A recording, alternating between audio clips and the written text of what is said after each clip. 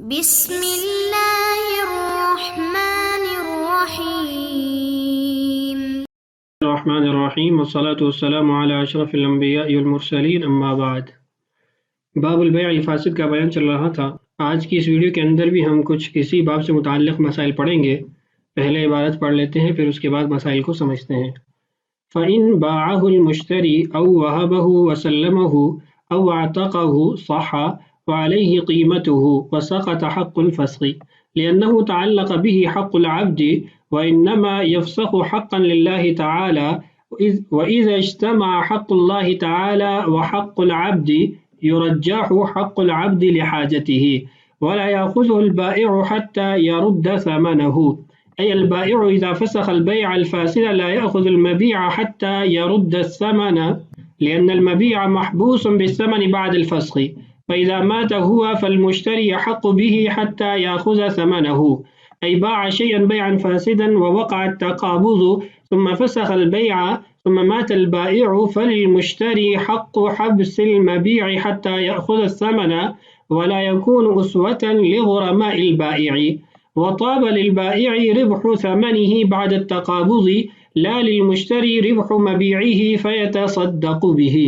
سورة المسألة: باع جارية بيعا فاسدا بالدراهم أو بالدنانير وتقابضا، فباع المشتري الجارية وربح لا يطيب له الربح، وإن ربح البائع في الثمن يطيب له الربح، والفرق أن المبيع متعين في العقد فيكون فيه خبث بسبب فساد الملك، وفي فساد الملك شبهة عدم الملك، والشبهة ملحقة بالحقيقة في الحرمة، فإن النبي صلى الله عليه وسلم نهى عن الربا والريبة. وأما الدراهم والدنانير فغير متعينة في العقد، ولو كانت متعينة كانت فيها شبهة الخبث بسبب الفساد، فعند عدم التعيين يكون في تعلق العقد بها شبهة فيكون فيها شبهة الشبهة ولا اعتبار لها، هذا في الخبث بسبب فساد الملك. أما الخبث بسبب عدم الملك فيشمل النوعين عند أبي حنيفة رحمه الله، يعني إن الربح في المغصوب لا يطيب له سواء كان المغصوب مما يتعين كالجارية مثلا أو مما لا يتعين كالدراهم والدنانير، حتى إن باع الدراهم المغصوبة وحصل فيها ربح لا يكون طيبا، لأن في الأول حقيقة الخبث وفي الثاني شبهة، والشبهة ملحقة بالحقيقة في الحرمة. یہ ہے آج کے ہمارے سبق کی عبارت۔ اس عبارت کے اندر جو پہلا مسئلہ مذکور ہے اس کا عنوان یہ ہے کہ اگر بیع فاسد سے جو مشتری کو ملک حاصل ہوئی اس کے اندر اس نے کوئی تصرف کر لیا، چاہے قولی تصرف ہے یا فعلی تصرف ہے، تو اس کے اس تصرف کی وجہ سے اس کا حق فسخ ختم ہو جائے گا، بلکہ آپ یوں بھی کہہ سکتے ہیں کہ حق فسخ ہی ختم ہو جائے گا، نہ بائع کے پاس رہے گا نہ مشتری کے پاس رہے گا۔ عبارت دیکھیے، فَإِن بَاعَهُ الْمُشْتَرِي، مشتری نے چیز خریدی، اس کو آگے بیچ دیا، او وَهَبَهُ وَسَلَّمَهُ، یا مشتری نے اس کو کسی کو ہبہ کر دیا اور اس کے حوالے بھی کر دیا، او اعتقہ، یا تصرف قولی کیا کہ اس کو آزاد کر دیا۔ اب ان تینوں امور کے اندر مشتری کا بیچنا، مشتری کا ہبہ کر کے قبضہ بھی دے دینا، یا پھر مشتری کا آزاد کر دینا جو مبی اس نے خریدا تھا، یعنی غلام یا باندی، تو یہ تمام تصرفات صحیح درست ہیں۔ یہاں یہ بات یاد رہے کہ یہ اس لیے درست ہے کہ اب فسخ کرنے کا امکان ہی ختم ہو چکا ہے، نہ یہ کہ عند اللہ بھی یہ درست ہو گیا ہے، عند اللہ وہ گناہگار ٹھہرے گا، لیکن چونکہ اب اس کے ساتھ بندے کا حق بھی ثابت ہو گیا اور مشتری کی ملک سے بھی، اختیار سے بھی وہ چیز نکل چکی، تو اس لیے اب لا محالہ اس نے درست ہی ہونا ہے۔ وعلیہ قیمتہ، جب اس نے اپنی ملک سے چیز کو نکال دیا تو اب اس پر قیمت لازم ہوگی، یعنی مشتری اول پر قیمت لازم ہوگی، ثمن تو لازم ہو نہیں سکتی اس لیے کہ جو ان کا معاملہ تھا وہ فاسد تھا، بیع صحیح نہیں تھی جس کی وجہ سے ثمن لازم ہوتا، تو قیمت اس پر لازم ہوگی۔ تیسرا نتیجہ اس سے نکلے گا سقط حق الفسخ، کہ فسخ کرنے کا حق بھی ختم ہو چکا۔ تین چیزیں یہاں ذکر کی گئی کہ اگر ایسا تصرف کیا جس سے اس کی ملک سے چیز نکل چکی تو یہ تصرف درست ہوگا، فیما بین الناس، نہ کہ فیما عند اللہ، اللہ کے ہاں ایسا نہیں ہوگا۔ دوسری بات، مشتری اول جس نے بے فاسد سے اس چیز کی ملک حاصل کی اس پر قیمت لازم ہوگی۔ تیسری بات کہ حق فسخ اب ختم ہو چکا ہے۔ حق فسخ کیوں ختم ہو گیا؟ لأنه تعلق به حق العبد، بندے کا حق اس کے ساتھ متعلق ہو گیا، جڑ گیا۔ وإنما يفسخ حقا لله تعالی، اس نے جو فسخ کرنا تھا وہ اللہ تعالیٰ کے حق کے لیے کرنا تھا، شرعی حق کے لیے کرنا تھا، اس کو یفسخ بھی آپ پڑھ سکتے ہیں۔ تو اب ایک حق بندے کا آ گیا اور ایک حق وہ اللہ تعالیٰ کی ذات کا آ گیا۔ وإذا اجتمع حق اللہ تعالی وحق العبد، اور جب بھی اللہ تعالیٰ کا حق یا بندے کا حق اکٹھے ہو جاتے ہیں، یرجح حق العبد، تو بندے کے حق کو ترجیح دی جاتی ہے۔ کیوں؟ لحاجتہ، بندہ محتاج ہے، اس کی ضرورت ہے، اللہ تعالیٰ کی ذات غنی ہے، مستغنی ہے، کسی قسم کی اس کو حاجت نہیں ہے، بلکہ ساری کی ساری مخلوقات اس کی محتاج ہیں، تو اس لیے بندہ اپنی ذات میں سراپا احتیاج ہے، تو اس کے حق کو یہاں پر مقدم کیا جائے گا۔ اب اس کے بعد اگلا مسئلہ یہ ہے کہ مشتری اور بائع نے جو بے فاسد کی تھی اس کو انہوں نے فسخ کر دیا، ختم کر دیا۔ مشتری کے پاس مبی موجود ہے اور بائع کے پاس ثمن موجود ہے۔ اب آپس میں جھگڑا ہو گیا کہ پہلے کون ادا کرے، بائع کہہ رہا کہ پہلے تم ثمن مجھے دو، اور مشتری کہہ رہا نہیں پہلے تم مجھے مبی دو۔ تو اس صورت کے اندر فرماتے ہیں وَلَا يَأْخُذُهُ الْبَائِعُ حَتَّى يَرُدَّ ثَمَنَهُ، اگر مشتری راضی نہیں ہے، یہ قید میں نے اضافی لگائی مسئلے کو سمجھانے کے لیے، اگر مشتری پہلے مبی واپس کرنے پر راضی نہیں ہے تو بائع اس کو اس وقت تک مجبور نہیں کر سکتا مبی کی ادائیگی پر جب تک اس کو ثمن حوالے نہ کر دے۔ البائع اذا فسخ البيع الفاسد، جب بائع نے بے فاسد کو فسخ کیا، لا ياخذ المبيع، وہ مبی نہیں لے سکتا مشتری سے، حتى يرد ثمنه، یہاں تک کہ وہ ثمن اس کو واپس نہ کر دے۔ وجہ کیا ہے؟ پہلے ثمن کیوں واپس کیا جائے گا؟ لأن المبيع محبوس بالثمن بعد الفسخ، اس لیے کہ مبی وہ مقید ہے، محبوس ہے ثمن کے بدلے میں فسخ کرنے کے بعد، کہ جو مشتری کے پاس مبی ہے اس کا عوض وہ روپیہ، پیسہ یا ثمن وہ اس کے قبضے میں ہے، یعنی بائع کے قبضے میں ہے، تو بائع کے قبضے سے اس ثمن کے نکلنے تک مشتری کو یہ حق حاصل ہے کہ وہ مبی کو روکے رکھے۔ اچھا، یہ تو صورت ہے جس میں بائع زندہ ہے۔ اگر بائع مر جاتا ہے،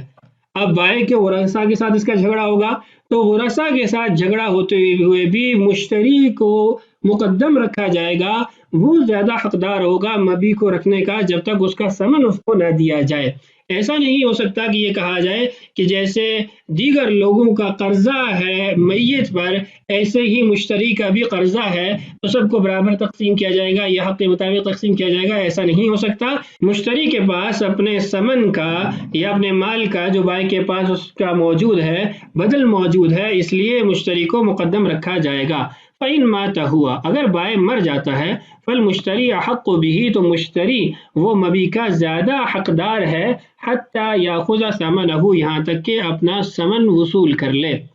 باع شیئا بیعا فاسدا، بے فاسد کے ذریعے خرید و فروخت ہوئی، ووقع التقابض، قبضہ بھی ہو گیا، بائع نے ثمن پر قبضہ کر لیا، مشتری نے مبی پر قبضہ کر لیا، ثم فسخ البیع، پھر بے فسخ کر دی، ثم مات البائع، پھر اس کے بعد بیچنے والا مر گیا، فللمشتری حق حبس المبیع حتی یاخذ الثمن، مشتری کو مبی روکنے کا حق حاصل ہے یہاں تک کہ وہ ثمن وصول کر لے، ولا یکون اسوۃ لغرماء البائع، اور وہ بائع کے دیگر جو قرض خواہ ہیں ان کے ساتھ برابر نہیں ہوگا، ان کے ساتھ اس کو شمار نہیں کیا جائے گا بلکہ اس کو مقدم رکھا جائے گا۔ وجہ آپ کو بتا دی کہ مشتری کے پاس اپنے ان پیسوں کا یا اس مال کا، اس ثمن کا عوض اور بدل موجود ہے، اس لیے اس کا حق قوی ہے۔ یہ چوتھا حکم تھا جو ہم نے یہاں تک پڑھا ہے۔ اس کے بعد پانچواں حکم ہے۔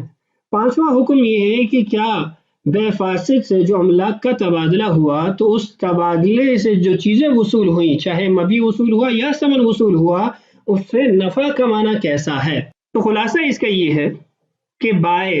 یعنی جس نے درہم اور دینار کے بدلے میں کوئی چیز دی ہے، درہم دینار لیے اور کوئی اور چیز دی، اس شخص نے اگر اس ثمن سے آگے تجارت کر کے فائدہ کمایا، نفع کمایا، تو اس کا یہ نفع اس کے لیے جائز ہوگا، حلال ہوگا، وہ اس کو استعمال کر سکتا ہے۔ لیکن اگر مشتری نے جو مبی بے فاسد کے ذریعے حاصل کیا اسے آگے بیچ کر اس نے نفع کمایا تو اس کا یہ نفع کمانا جائز نہیں ہوگا۔ ایک مثال سے یہ بات سمجھاتا ہوں. زید نے ایک کتاب خریدی بے فاسد کے ذریعے، یعنی معاملہ فاسد تھا اور اس نے کتاب 1000 روپے کی خرید لی. اب بائیں کو 1000 روپے دیا اور خود کتاب لے لی. اب بائیں نے اس 1000 روپے سے مزید آگے نفع کمایا تجارت کے ذریعے. بائیں کے لیے وہ نفع کمانا جائز ہے، جبکہ اس کے برعکس جو کتاب زید نے خریدی ہے 1000 روپے کی، اب آگے اس کو 1200 کی بیچتا ہے تو اس کا یہ بیچنا درست نہیں ہے. یہ جو اس نے 1200 کی بیچی اس پر 200 روپے نفع کمایا، یہ نفع اس کے لیے حلال نہیں ہے، اس کو صدقہ کرنا چاہیے، اپنے استعمال میں نہیں لا سکتا. وجہ کیا ہے کہ ثمن پر نفع کمانا بے فاسد کے اندر جائز ہے اور مبیع پر بے فاسد کے اندر نفع نہیں کمایا جا سکتا. ان دونوں میں فرق کیا ہے؟ عبارت تھوڑی سی پڑھ کے مسئلے کی صورت دیکھ کے پھر اس کے بعد اس فرق کو سمجھتے ہیں. فرماتے ہیں وطابہ اور پاکیزہ ہے للبائع بائع کے لیے ربح ثمنہ ثمن سے نفع کمانا بعد التقابض قبضہ کرنے کے بعد، دونوں طرف سے قبضے کے بعد، یعنی بائع نے ثمن پر قبضہ کیا اور ثمن سے اس نے نفع کمایا تو یہ اس کے لیے جائز ہے، اور مشتری نے مبیع پر قبضہ کیا لا للمشتری لیکن مشتری کے لیے نہیں ہے، ربح مبیعہ لا یطیب للمشتری مشتری کے لیے پاکیزہ نہیں ہے مبیع سے نفع کمانا، فیتصدق بہ اگر اس نے نفع کمایا تو وہ اس کو صدقہ کرے گا. صورت المسئلہ، مسئلے کی ایک تصویر دیکھیے. باع جاریۃ بیعا فاسدا، ایک باندی کو بیچا گیا بے فاسد کے ذریعے، بالدراہم او بالدنانیر عوض میں ثمن کے طور پر جو ادائیگی کی گئی وہ درہم یا دینار یا کوئی بھی کرنسی ہے، ثمن اصطلاحی ہے یا ثمن خلقی ہے. وتقابضا دونوں نے اس پر قبضہ کر لیا. فباع المشتری الجاریۃ وربح مشتری نے اس باندی کو آگے بیچا اور نفع کمایا. لا یطیب له الربح تو اس کے لیے یہ نفع جائز نہیں ہے، پاکیزہ نہیں ہے. وَإِن رَبِحَ الْبَائِعُ فِي الثَّمَنِ اور بائع جس نے درہم دینار یا کوئی کرنسی وصول کی تھی اگر وہ نفع کماتا ہے ثمن سے، یطیب له الربح تو اس کے لیے نفع کمانا جائز ہے، درست ہے. یہ تھی صورت مسئلہ اور اس سے قبل جو متن کی عبارت تھی اس کو واضح کیا. یہاں ایک بات اور وضاحتاً ذکر کر دیتا ہوں پھر فرق کی طرف بڑھتے ہیں. یہ جو للبائع لکھا ہوا ہے بائع سے مراد مطلقاً بیچنے والا نہیں ہے، بلکہ ایسا بیچنے والا جس نے بدل کے طور پر مبیع کے عوض میں ثمن وصول کیا، وہ ثمن اصطلاحی ہو یا خلقی ہو. اگر بے مقایضہ کی صورت ہے کہ کتاب کے بدلے میں اس نے موبائل دیا، اب یہاں پر دونوں چیزیں ثمن ہیں اور دونوں مبیع ہیں، تو اس صورت کے اندر دونوں کے لیے نفع کمانا جائز نہیں ہوگا، اس لیے کہ دونوں اس کے اندر مشتری بھی بنتے ہیں. اب دیکھیے فرق کیا ہے ان دونوں کے اندر کہ ایک کے لیے جائز ہے اور دوسرے کے لیے جائز نہیں ہے. فرق سمجھنے کے لیے کچھ باتیں جاننا ضروری ہے اور وہ یہ ہے کہ مال دو قسم کے. ایک مال وہ ہے جو متعین ہو جاتا ہے، یعنی طے کرنے سے طے ہو جاتا ہے، جس میں درہم دینار اور کرنسی کے علاوہ دیگر جو چیزیں ہیں وہ ساری داخل ہو جاتی ہیں. اور دوسری مال کی قسم وہ ہے جو متعین کرنے سے طے نہیں ہوتی، متعین نہیں ہوتی، اور وہ درہم دینار، پیسہ، روپیہ، ڈالر، ریال، کرنسی جتنی بھی ہیں وہ ساری اس میں آ جائیں گی. طے کرنے سے طے ہونا نہ ہونا اس کا مطلب یہ ہے کہ اگر میں آپ سے کہتا ہوں کہ یہ جو میرے پاس 1000 روپے ہے میں اس کے بدل میں آپ سے یہ چیز خریدتا ہوں اور پھر میں اس 1000 کے علاوہ کوئی اور 1000 آپ کو دیتا ہوں تو آپ کو قبول کرنا پڑے گا، اس لیے کہ روپیہ پیسہ طے نہیں ہوتا، اس کو یہ سب برابر ہوتے ہیں آپس میں جیسے بھی ادائیگی کی جائے. لیکن اگر میں نے آپ سے کہا کہ یہ جو میرے پاس کتاب ہے میں آپ کو یہ بیچتا ہوں، اب بعد میں اس کتاب کو تبدیل کرنا چاہتا ہوں تو تبدیل نہیں کر سکتا، اس لیے کہ یہ میرے طے کرنے سے طے ہو چکی ہے. بہرحال یہ ایک تقسیم ہوگی کہ مال متعین اور مال غیر متعین. دوسری بات یہ ہے کہ خبث، نجاست آپ اس کو کہہ لیں یا ناپاکی کہہ لیں، وہ بھی دو طرح کی ہے مالی معاملات کے اندر. ایک کو خبث بسبب فساد الملک کہا جاتا ہے، یعنی عقد کے فاسد ہونے کی وجہ سے جو مالی ناپاکی لازم آئی، اور دوسرا خبث بسبب عدم الملک، ملک نہ ہونے کی وجہ سے، ملکیت نہ ثابت ہونے کی وجہ سے جو خبث، جو نجاست، جو ناپاکی لازم آئی. دو قسم کے خبث ہوگی اور دو قسم کے مال ہوگی. ان دو خبث کی اقسام میں سے جو دوسری قسم ہے یعنی بسبب عدم الملک، جو ناپاکی یا حرام ہونا چیز کے ساتھ لازم ہوا ہے، وہ قوی ہے. قوی سے اعتبار سے ہے کہ مال متعین ہو غیر متعین ہو، دونوں کے اندر وہ ملک جب ثابت نہیں ہوتی تو اس سے نفع اٹھانا جائز نہیں ہے. جس کی واضح مثال غصب ہے، جب کسی نے دوسرے کی کوئی چیز غصب کی اب اس کے لیے نفع کمانا جائز نہیں ہے بسبب عدم الملک، چاہے وہ مال متعین ہو یا غیر متعین ہو، چاہے درہم دینار غصب کیے، روپے پیسہ غصب کیا، چاہے اس نے لیپ ٹاپ، موبائل یا میز کوئی بھی چیز غصب کی، بہر صورت اس کے لیے نفع کمانا جائز نہیں ہے۔ اور یہ جو خبث کی دوسری قسم ہے بسبب فساد الملک، یہ بسبب عدم الملک کی نسبت کمزور ہے، ضعیف ہے، وہ اس اعتبار سے کہ جو مال طے کرنے سے طے ہو جاتا ہے اس کے اندر اس کا ظہور ہوتا ہے، اس کے اندر اس کا اثر ہوتا ہے، اور جو مال متعین نہیں ہوتا اس کے اندر اس کا اثر نہیں ہوتا۔ ان فروق کو سمجھنے کے بعد اور تمہید کو سمجھنے کے بعد اپنے مسئلے کی طرف لوٹیے کہ جب ہم نے کہا کہ بائع کے لیے ثمن سے نفع اٹھانا جائز ہے، تو چونکہ ثمن متعین نہیں ہوتا،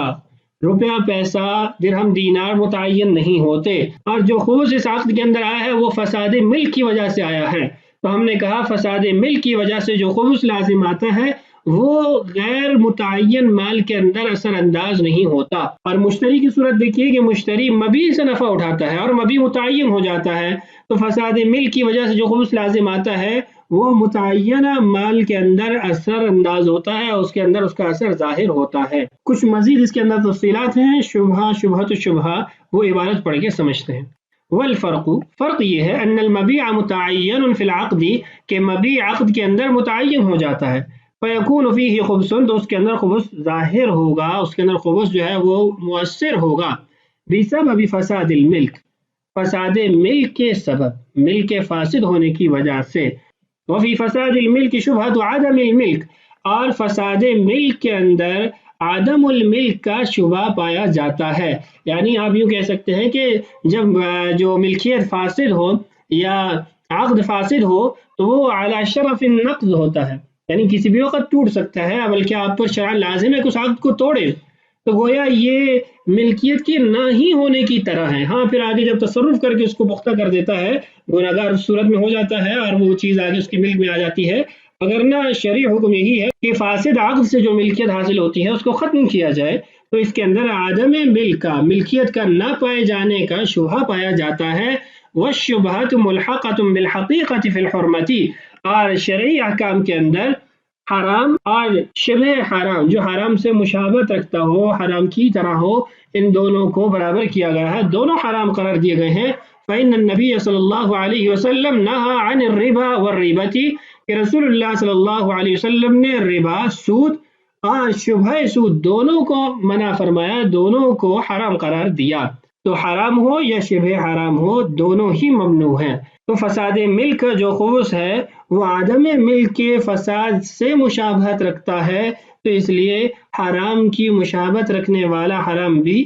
ممنوع ہے، شریعت کے اندر محظور ہے۔ مزید دیکھیے، اما الدراہم والدنانیر، جہاں تک درہم اور دینار کی بات ہے، فغیر متعینۃ فی العقد، عقد کے اندر متعین نہیں ہوتے، تو جب عقد کے اندر متعین نہیں ہے تو فساد ملک کی وجہ سے لازم آنے والا خبث اس کے اندر اثر انداز نہیں ہوگا۔ وَلَوْ كَانَتْ مُتَعَيَّنَةً، اگر وہ متعین ہوتا، كَانَتْ فِيهِ شُبْهَةُ الْخُبْثِ بِسَبَبِ الْفَسَاد، پھر ہم یہ کہتے کہ شبہ خبث اس کے اندر بھی پایا جا رہا ہے ملکیت کے فاسد ہونے کی وجہ سے، عقد کے فاسد ہونے کی وجہ سے، لیکن یہ متعین نہیں ہوتے تو خبث بھی اس کے اندر اثر انداز نہیں ہوگا، خبث اثر انداز نہیں ہوگا تو اس سے نفع اٹھانا جائز ہوگا۔ فَعِنْدَ عَدَمِ التَّعْيِينِ، جب یہ طے نہیں ہوتے، متعین نہیں ہوتے، یکون فی تعلق العقد بها شبہۃ، تو عقد کے ساتھ اس ثمن کا متعلق ہونا اس کا شبہ پایا جا رہا ہے، یہ ایک شبہ ہو گیا۔ پھر دوسرا شبہ یہ ہے کہ یہ شبہۃ بعدم الملک، پھر یہ عدم ملک کے ساتھ شبہ پاتا ہے، تو شبہ در شبہ پایا جا رہا ہے حرام کا، یعنی ایک شبہ نہیں ہے، دو شبہات پائے جا رہے ہیں، شبہۃ شبہ الخبث، یا آپ کہہ سکتے ہیں شبہات شبہات عدم الملک۔ تو جب دو شبہات پائے جا رہے ہیں تو اس کا شریعت کے اندر کوئی اعتبار نہیں ہے، فیکون فیہا شبہۃ الشبہ، شبہۃ الشبہ یہاں پایا جا رہا ہے، ولا اعتبار لہا، اس کا تو کوئی اعتبار نہیں ہے۔ شبہۃ الحرام، شبہۃ الخبث، اس کا تو اعتبار تھا، نہا عن الربا والربا صلی اللہ علیہ وسلم، آپ صلی اللہ علیہ وسلم نے ربا اور ریبا یعنی شبہات الربا دونوں کو منع فرمایا، لیکن یہاں پر تو شبہات الخبث پایا جا رہا ہے تو اس کا کوئی اعتبار نہیں ہے۔ ھذا فی الخبث بسبب فساد الملک، یہ سابقہ جو ہم نے تفصیلات کی ہیں، تفریق کی ہے متعین غیر متعین کی، یہ اس صورت میں ہے جب فساد ملک کی وجہ سے خبث پایا جا رہا ہو۔ اما الخبث بسبب عدم الملک، اب اگر وہ خبث عدم ملک یعنی ملکیت کے نہ ہونے کی وجہ سے پایا جا رہا ہے، فیشمل النوعین عند ابی حنیفہ رحمہ اللہ، امام ابو حنیفہ رحمہ اللہ کے نزدیک دونوں صورتوں کے، چاہے سمن ہو یا مبیع ہو، سمن خلقی اصطلاحی ہو یا اس کے مقابل جو عوض ہے وہ ہو، دونوں صورتوں کے اندر نفع کمانا جائز نہیں ہے۔ یعنی ان الربح فی المغصوب، مثال اس کی دیکھیے کہ مغصوبہ چیز کے اندر نفع کمایا، چاہے وہ مغصوبہ چیز درہم دینار ہے، چاہے وہ غیر درہم دینار متعینہ چیزوں میں سے کوئی چیز ہے، یطیب لہ، تو اس کے نفع کمانا جائز نہیں ہے۔ کما ان کان المغصوب، چاہے وہ مغصوبہ چیز مما یتعین، ان چیزوں میں سے جو متعین ہوتے ہیں، کالجاریۃ مثلا، مثال کے طور پر اس نے کوئی باندی جو ہے وہ غصب کیا اور اس کو بیچ کے اس سے نفع کمایا، او مما لا یتعین، یا پھر ایسے امور میں سے ہو یا ایسے اموال میں سے ہو جو متعین نہیں ہوتے، یا دراہم الدنانیر، جیسے درہم و دینار ہے، اگر اس کو بھی غصب کر کے نفع کماتا ہے تو یہ نفع کمانا جائز نہیں ہوگا۔ حتیٰ یہاں تک کہ ان باع الدراہم المغصوبہ، اس نے مغصوبہ دراہم کو بیچا، وحصل، اور اس کو حاصل ہوا، فیہا ربح، نفع، لا یکون طیبا، تو یہ جو ہے اس کے لیے جائز نہیں ہوگا۔ یعنی جو اس نے درہم غصب کیے ان کو بیچ کے آگے اسے نفع کمایا تو یہ نفع کمانا اس کا جائز نہیں ہوگا۔ کیوں؟ وجہ کیا ہے؟ لأن فی الاول حقیقت الخبث، پہلی جو صورت ہے اس کے اندر تو حقیقت الخبث پایا جا رہا ہے کہ متعینہ چیز ہے اور عدم ملک ہے اور اس نے اس کے اندر تصرف کیا، وفی الثانی شبہتہ، اور دوسرے کے اندر شبہت الخبث پایا جا رہا ہے، یعنی متعین تو وہ نہیں ہوئے لیکن تعین کا جو تعلق ہے اس کا شبہ تو پایا جا رہا ہے کہ ممکن ہے یہ وہی ہو، تو صرف ایک شبہ جو اصل عقد کے ساتھ متعلق ہو جائے اس کا تو شریعت کے اندر اعتبار ہے۔ وشبہۃ ملحقۃ بالحقیقۃ فی الحرمۃ، اور شبہ جو ہے وہ حقیقت کے ساتھ حرمت کے باب کے اندر جوڑا گیا ہے۔ یہ ہے آج کا ہمارا سبق۔ اللہ تعالیٰ سے دعا ہے اللہ تعالیٰ ہمارے لیے اسباق کی تکمیل آسان فرمائے، اللہ تعالیٰ ہم سب کا حامی و ناصر ہو۔ السلام علیکم ورحمۃ اللہ وبرکاتہ۔